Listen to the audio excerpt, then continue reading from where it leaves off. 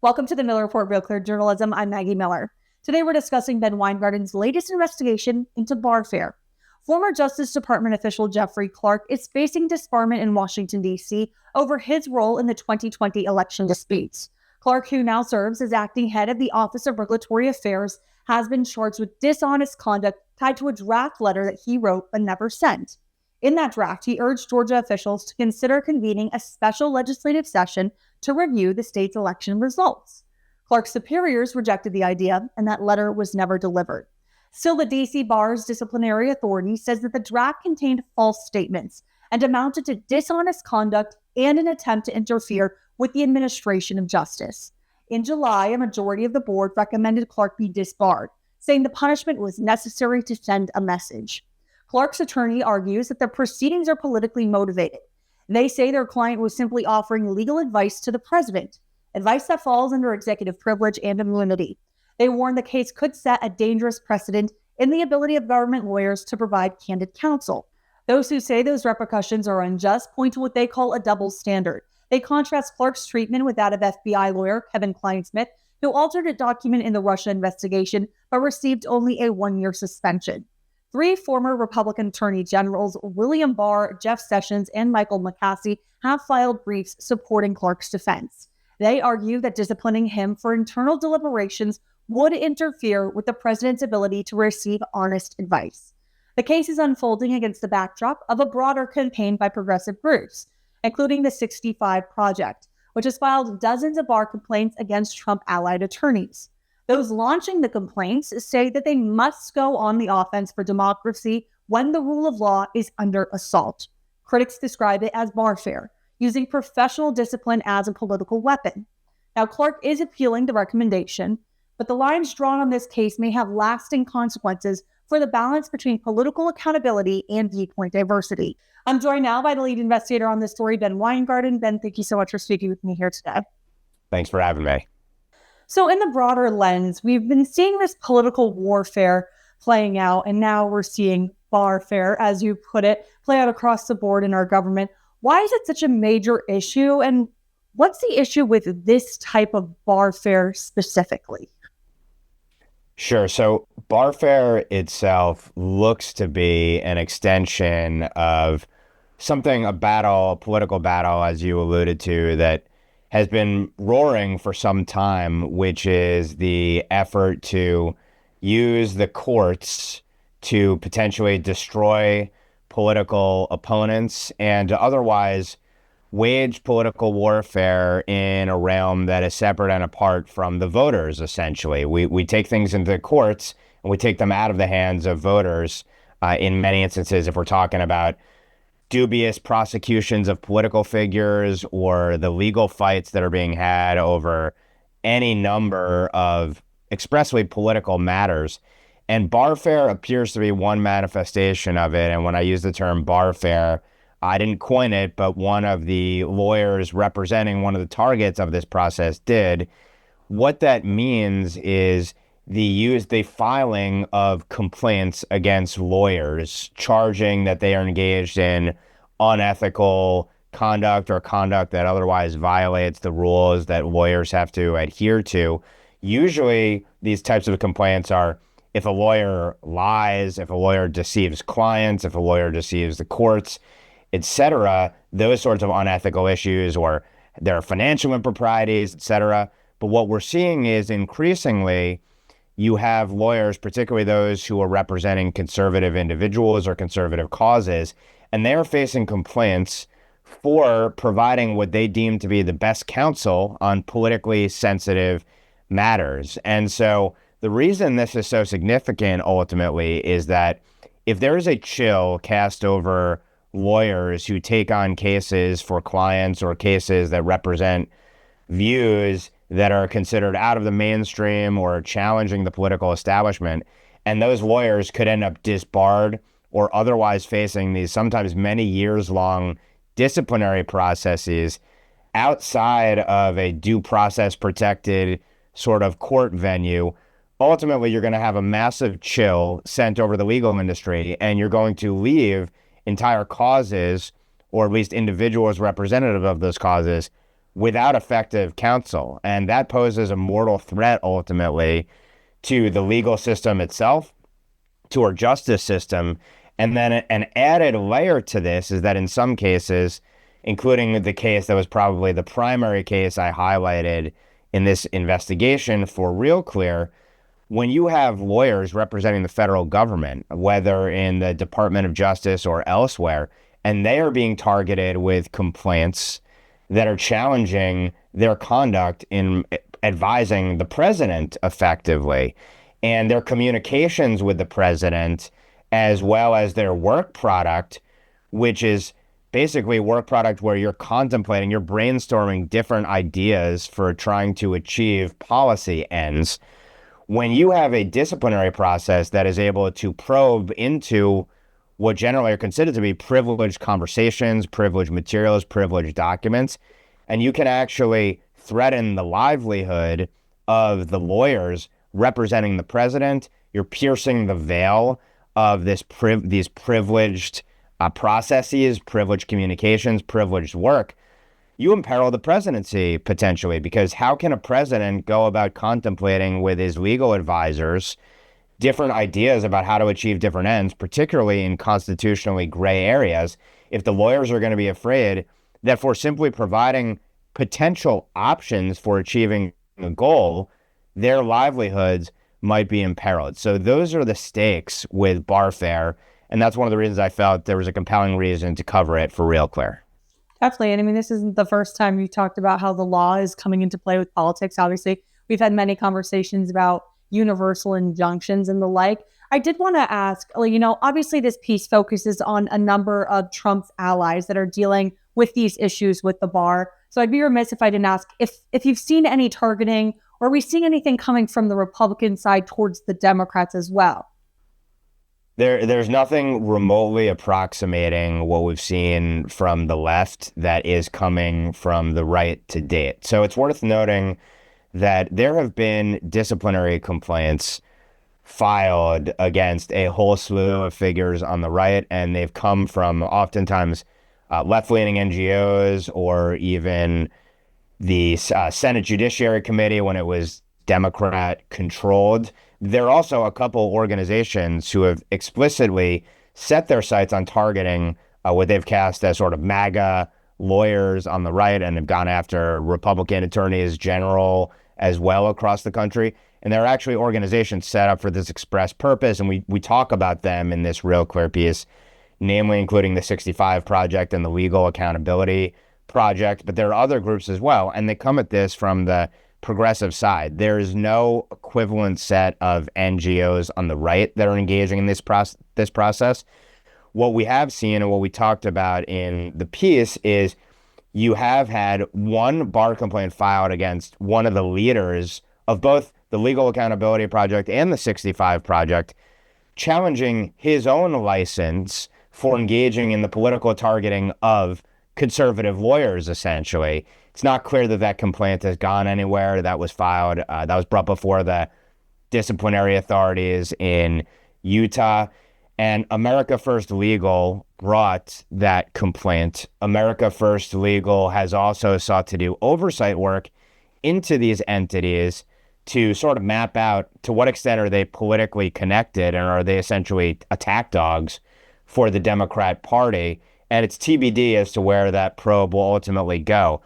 If you look back historically, some have noted that, for example, Bill Clinton ended up having his legal license threatened after his own genuine ethical misdeeds, misconduct. But it's not really analogous, because what we're talking about here, for example, in the case of Jeff Clark, who's a primary figure we talk about in this RealClear investigation, this was someone who was advising the president effectively, but on behalf of the Justice Department, for how should the Justice Department best go about discerning to what extent there were irregularities in the 2020 election that could have flipped a state, and what process should the DOJ follow to ensure that states were actually probing their election processes to ensure the integrity of that election. And Jeff Clark has faced a recommendation of disbarment from the DC Bar Disciplinary authority. You haven't really had anything analogous that we've seen on the left where someone is threatened with disbarment for representing a Democrat for challenging an election, for example. So there's no one-to-one situation. I guess we'll see, for example, with Fani Willis, for example, the prosecutor down in Georgia. She's been pulled off of the prosecution against Donald Trump and, among others, Jeff Clark. Will she face disbarment? But again, that may be for genuine unethical misconduct, not for providing advice that is rendered to be beyond the pale by these disciplinary authorities. So to talk a little bit about the power of the bar, right? Like where is the expected neutrality with regards to that? What are we expecting? Is this unlike anything we've ever seen? Have we seen the bar kind of take their own of like going deep with their own approach before? Well, I think that what is somewhat new about this and what is unique about the bar disciplinary process is that, as far as I understand it, in almost all the jurisdictions where you have these authorities, ultimately anyone can bring a complaint. So it can be an NGO that has a certain political view, it could be a political figure, it could be a congressional committee, or almost any other entity essentially can bring one of these complaints, even if they don't have specialized knowledge about the alleged misconduct. They could just be pulling from open sources and filing a complaint. Whether the authority takes that complaint is one issue. The political makeup of the boards that end up hearing these complaints, who leads the disciplinary authority, is also a matter that is significant. So when we talked about in the legal context, the purely legal context in courts, what does the makeup of the federal bench look like in a given jurisdiction where a case is brought?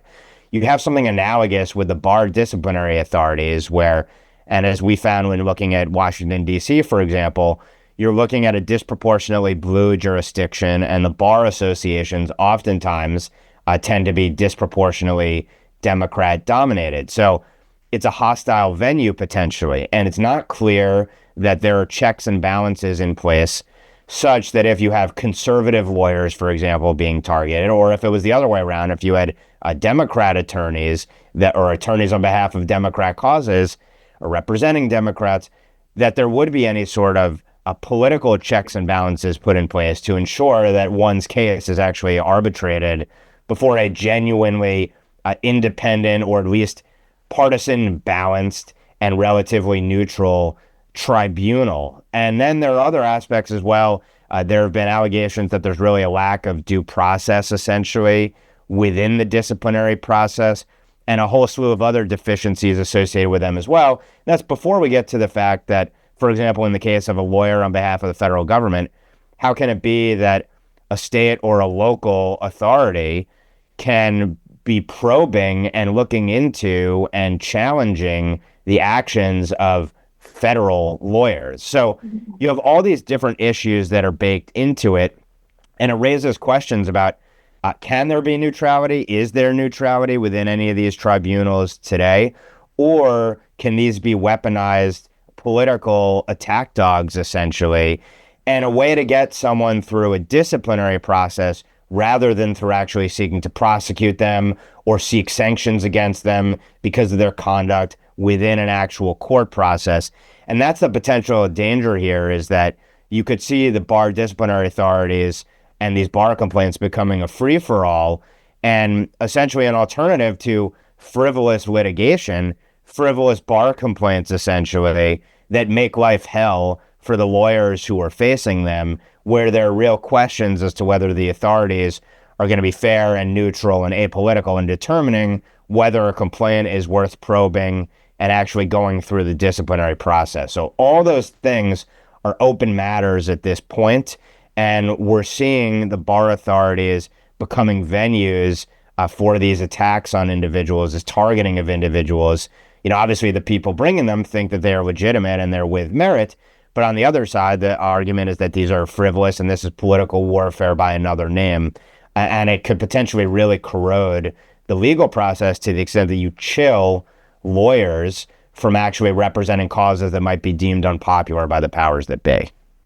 Yeah, definitely. I mean, it's setting a precedent. This Clark case will set a precedent inevitably, and it makes you wonder where the line is of what a lawyer should or can do to push a view that they believe before it crosses a line where then you're going to be receiving repercussions for it. Is there anything you'd like to leave people with? What are your sights set with regards to this investigation?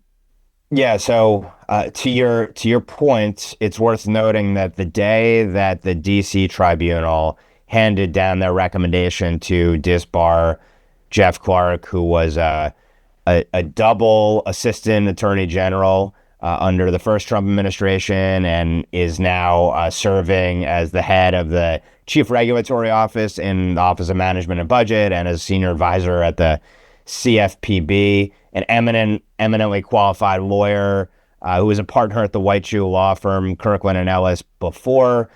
This is someone who is facing disbarment because he put forth a contemplated path for asking the Georgia legislator to consider having a special session to probe irregularities in the 2020 election.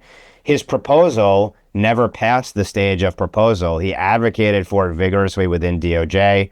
The president himself looked at the document, and ultimately the DOJ didn't sign off it. It was never supposed to see the light of day, and it appears to have been illegally leaked after the end of the first Trump presidency. Do we want to live in a world where contemplated paths forward, proposals that don't go anywhere in the federal government and in the executive branch end up illegally leaked, and then you have a person facing disbarment for presenting an idea that never gets validated, accepted, and actually acted upon?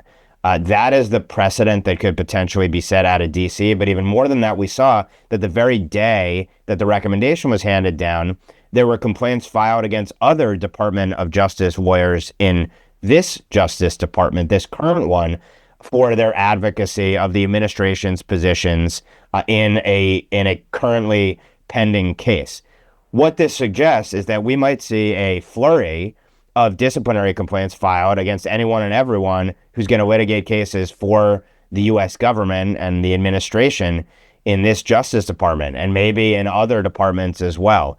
This could potentially paralyze the federal government, imperil the ability of the federal government to act and to pursue its causes in legal courts. And this is another way in which potentially we're seeing political matters attempt to be taken out of the hands of the American people by way of people who claim that they're trying to defend democracy. This is a beyond slippery slope, potentially, and the process is going to mushroom, I believe, to the extent that there isn't really a counterforce to it. And that seems to be where we're at today. So I'm going to be tracking this very closely in the days and years to come.